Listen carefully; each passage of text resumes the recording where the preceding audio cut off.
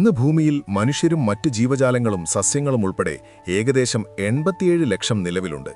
എന്നാൽ ഏകദേശം 500 കോടി വർഷങ്ങൾക്ക് മുമ്പ് ഈ ഭൂമി ക്രമേണ രൂപപ്പെട്ടുകൊണ്ടിരുന്ന ഒരു കാലമുണ്ടായിരുന്നുവെന്നും ഇപ്പോൾ നിങ്ങളിരുന്ന് ഈ വീഡിയോ കാണുന്ന സ്ഥലം കോടിക്കണക്കിന് വർഷങ്ങൾക്ക് മുമ്പ് 8000 ഡിഗ്രി താപനിലയിൽ തിളച്ചു മറയുകയായിരുന്നുവെന്നും ഒരു കാലഘട്ടത്തിൽ ഈ ഭൂമി ലക്ഷക്കണക്കിന് വർഷങ്ങളോളം വെളുത്ത മഞ്ഞുപാളികളാൽ മൂടപ്പെട്ട് കിടന്നിരുന്നുവെന്നും പറഞ്ഞാൽ നിങ്ങൾ വിശ്വസിക്കുമോ?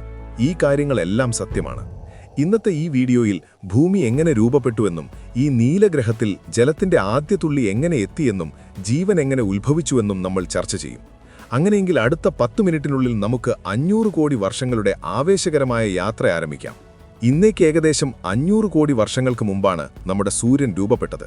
അത് പൂർണ്ണമായും സ്റ്റാർ ഡസ്റ്റ് അല്ലെങ്കിൽ നക്ഷത്രധൂളികളാൽ ചുറ്റപ്പെട്ടിരുന്നു. കുറച്ചു കാലത്തിനു ശേഷം ബഹിരാകാശത്തുള്ള കോസ്മിക് ധൂളികൾ പരസ്പരം ഒട്ടിപ്പിടിക്കാൻ തുടങ്ങുകയും അത് ബഹിരാകാശത്ത് ചെറിയ പാറക്കല്ലുകൾ രൂപപ്പെടുന്നതിന് കാരണമാവുകയും ചെയ്തു. ഈ പ്രക്രിയയിലൂടെയാണ് ഗ്രഹങ്ങളുടെ നിർമ്മാണത്തിന് തുടക്കമായത്. അതെ, ഗുരുത്വാകർഷണം ദശലക്ഷക്കണക്കിന് വർഷങ്ങളോളം ഈ പാറകളെ തന്നിലേക്ക് ആകർഷിക്കുകയും ഭൂമി ഒരു ഗോളാകൃതി കൈവരിക്കുകയും ചെയ്തു. ശാസ്ത്രജ്ഞരുടെ അഭിപ്രായത്തിൽ അക്കാലത്ത് ഭൂമിക്കും ചൊവ്വയ്ക്കുമിടയിൽ തിയ എന്ന പേരുള്ള ഒരു ഗ്രഹം സൂര്യനെ പ്രദക്ഷിണം ചെയ്തിരുന്നു. ഭൂമിയിലെ ഗുരുത്വാകർഷണം കാരണം സൂര്യനെ പ്രദക്ഷിണം ചെയ്തിരുന്ന ചില ആസ്റ്ററോയിഡുകൾ ഭൂമിയെ പ്രദക്ഷിണം ചെയ്യാൻ തുടങ്ങുകയും കോടിക്കണക്കിന് വർഷങ്ങളോളം ഈ പാറകൾ ഭൂമിയിൽ പതിച്ചുകൊണ്ടിരിക്കുകയും ചെയ്തു. ഇതേ സംഭവം നമ്മുടെ അയൽഗ്രഹമായ തിയയിലും നടക്കുന്നുണ്ടായിരുന്നു. അതുകാരണം തിയ പതുക്കെ ഭൂമിയോട് അടുക്കുകയും ഭൂമിയിൽ വന്ന് ഇടിക്കുകയും ചെയ്തു. ഈ ആഘാതം എത്രത്തോളം വലുതായിരുന്നുവെന്നാൽ ഭൂമിയുടെ ചില ഭാഗങ്ങൾ കണികകളായി ബഹിരാകാശത്ത് പടരുകയും ഭൂമിയെ പ്രദക്ഷിണം ചെയ്യാൻ തുടങ്ങുകയും ചെയ്തു.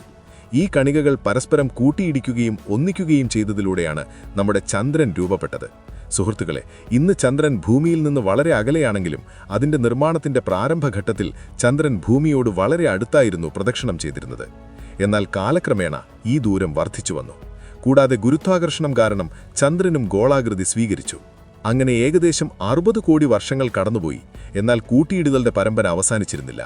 അക്കാലത്ത് സൗരയൂഥത്തിലുണ്ടായിരുന്ന ഉൽക്കകൾ വൻതോതിൽ ഭൂമിയിൽ പതിക്കാൻ തുടങ്ങി. ഈ ഉൽക്കകൾ തങ്ങളോടൊപ്പം ഉപ്പ്, മിനറലുകൾ, ഐസ് രൂപത്തിലുള്ള വെള്ളം ഭൂമിയിലെത്തിച്ചു. കോടിക്കണക്കിന് വർഷങ്ങളോളം നീണ്ടുനിന്ന ഈ ഉൽക്കാവർഷം കാരണം ഭൂമിയുടെ ഉപരിതലത്തിൽ വൻതോതിൽ വെള്ളം ശേഖരിക്കപ്പെട്ടു. ഇത്തരത്തിൽ സുഹൃത്തുക്കളെ, ഭൂമിയിൽ ജലത്തിന്റെ ആദ്യ തുള്ളി എത്തിച്ചത് ഈ ഉൽക്കകളായിരുന്നു. ഈ വെള്ളം ഭൂമിയുടെ ഉപരിതല താപനില ഏകദേശം 70 ഡിഗ്രി വരെ കുറച്ചു. എങ്കിലും ഭൂമിയുടെ താപനില ഏതെങ്കിലും ജീവിക്ക് ജീവിക്കാൻ തക്കവിധം തണുത്തിരുന്നില്ല. ഈ വെള്ളം തന്നെയാണ് പതുക്കെ ഭൂമിയെ തണുപ്പിക്കാൻ പോകുന്നത്. ഇന്ന് നമ്മൾ ഉപയോഗിക്കുന്ന വെള്ളത്തിന് കോടിക്കണക്കിന് വർഷം പഴക്കമുണ്ടെന്നും അത് ഉൽക്കകളിൽ നിന്ന് ലഭിച്ചതാണെന്നും അറിയുമ്പോൾ നിങ്ങൾ ആശ്ചര്യപ്പെട്ടേക്കാം.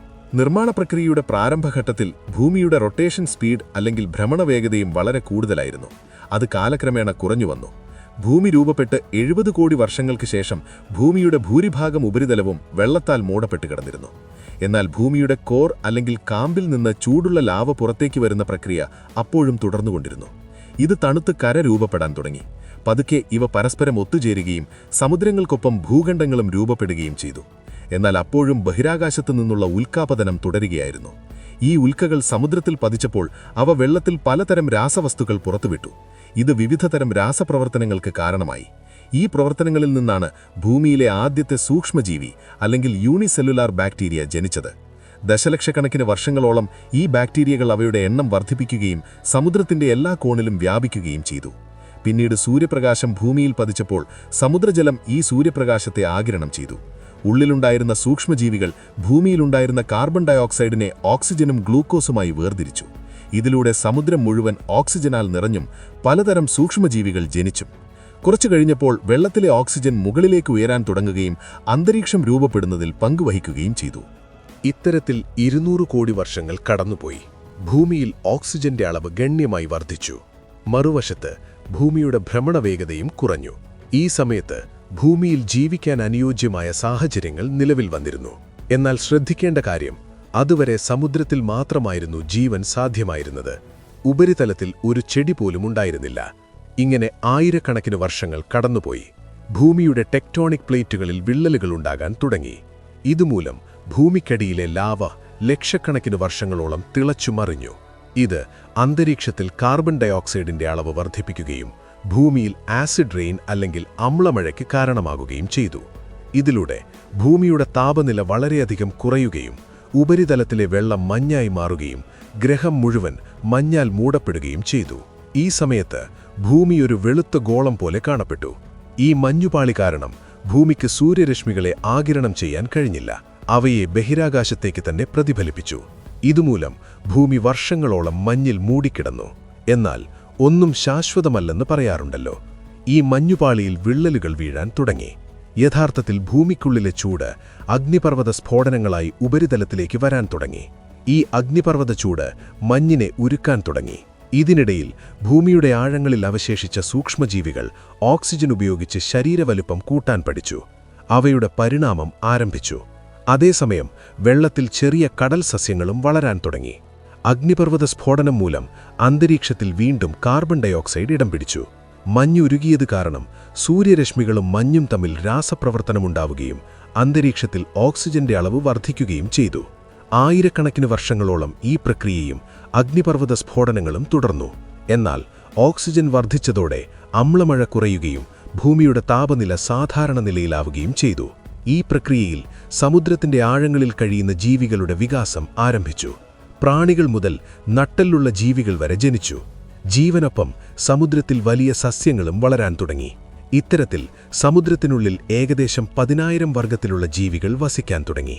എന്നാൽ കര അപ്പോഴും ശൂന്യമായി കിടക്കുകയായിരുന്നു. സൂര്യരശ്മികളിൽ നിന്നുള്ള റേഡിയേഷൻ ആയിരുന്നു ഇതിന് പ്രധാന കാരണം. എന്നാൽ വെള്ളത്തിലും അന്തരീക്ഷത്തിലുമുള്ള ഓക്സിജൻ റേഡിയേഷനുമായി പ്രവർത്തിക്കുകയും ഓസോൺ വാതകം രൂപപ്പെടുകയും ചെയ്തു. ഇത് പതുക്കെ ഭൂമിയെ ചുറ്റും പൊതിഞ്ഞു. ഈ ഓസോൺ പാളി സൂര്യനിൽ നിന്നുള്ള ഹാനികരമായ അൾട്രാവയലറ്റ് രശ്മികളെ ഭൂമിയിൽ പ്രവേശിക്കുന്നതിൽ നിന്ന് തടഞ്ഞു. ഏകദേശം 375 മില്യൺ വർഷങ്ങൾക്ക് മുമ്പ് കരയിൽ ആദ്യത്തെ ചെടി വളർന്നു. ക്രമേണ കരയിലും സമുദ്രത്തിലേതുപോലെ വിവിധതരം സസ്യങ്ങൾ വികസിച്ചു. അതോടൊപ്പം സമുദ്രത്തിൽ മത്സ്യങ്ങളും മറ്റു ജലജീവികളും വികസിച്ചിരുന്നു. ഈ ജലജീവികളുടെ കാലുകൾ പതുക്കെ വികസിച്ചു എന്നത് നിങ്ങളെ അത്ഭുതപ്പെടുത്തിയേക്കാം. അവ ആദ്യമായി കരയിൽ കാലുകുത്തുകയും അവിടെ വീടുണ്ടാക്കി താമസിക്കാൻ തുടങ്ങുകയും ചെയ്തു. കാലക്രമേണ പരിണാമം സംഭവിക്കുകയും ലാൻഡ് റെപ്റ്റൈൽസ് മുതൽ പലതരം ജീവിവർഗങ്ങൾ വികസിക്കുകയും ചെയ്തു. ഇവയുടെ പരിണാമത്തിൽ നിന്നാണ് പലതരം ഡൈനോസറുകൾ ജനിച്ചത്. മറുവശത്ത് പ്രകൃതി വലിയ വനങ്ങളും നിർമ്മിച്ചു. ഇവ ഡൈനോസറുകളുടെയും മറ്റു ജീവികളുടെയും വാസസ്ഥലമായി മാറി. വിശപ്പടക്കാൻ ചില ഡൈനോസറുകൾ ചെടികൾ തിന്നാൻ തുടങ്ങിയതോടെ അവയുടെ ശരീരം നീളമുള്ളതും വികസിതവുമായി മാറാൻ തുടങ്ങി. അതേസമയം ചില മാംസഭുക്കികളായ ഡൈനോസറുകളും ഉണ്ടായിരുന്നു. അവയുടെ ശരീരം ചെറുതും വേഗതയുള്ളതുമായി മാറി. തങ്ങളുടെ ബുദ്ധിശക്തി ഉപയോഗിച്ച് ഡൈനോസറുകൾ ഭൂമിയിൽ എല്ലായിടത്തും വ്യാപിക്കുകയും ഭരിക്കുകയും ചെയ്തു. ഇവരെ കൂടാതെ മറ്റു വന്യജീവികളും ഈ വികാസപ്രക്രിയയിൽ പുരോഗതി കൈവരിച്ചിരുന്നു. ഇത്തരത്തിൽ ഭൂമിക്കൊപ്പം ജീവനും വ്യത്യസ്ത രൂപങ്ങളിൽ പരിണമിച്ചുകൊണ്ടിരുന്നു. ഇന്ന് ഭൂമിയിൽ മനുഷ്യരൊപ്പം 8.7 മില്യൺ തരത്തിലുള്ള ജീവിവർഗങ്ങൾ ജീവിക്കുന്നു. ഈ വികാസപ്രക്രിയ ഇന്നും തുടരുന്നു. അതിനിയും തുടരും. അപ്പോൾ പ്രിയപ്പെട്ടവരെ, വെറുമൊരു പാറക്കഷ്ണത്തിൽ നിന്നും കോടിക്കണക്കിന് ജീവജാലങ്ങളുടെ സ്വർഗമായ ഈ നീലഗ്രഹത്തിലേക്കുള്ള 500 കോടി വർഷത്തെ ഈ മഹായാത്ര നിങ്ങളെ അത്ഭുതപ്പെടുത്തിയോ?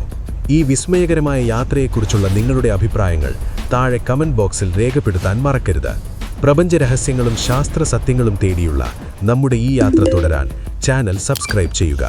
അറിവ് പകരുന്നത് ഒരു പുണ്യമാണ്. പരക്കട്ടെ പ്രകാശം.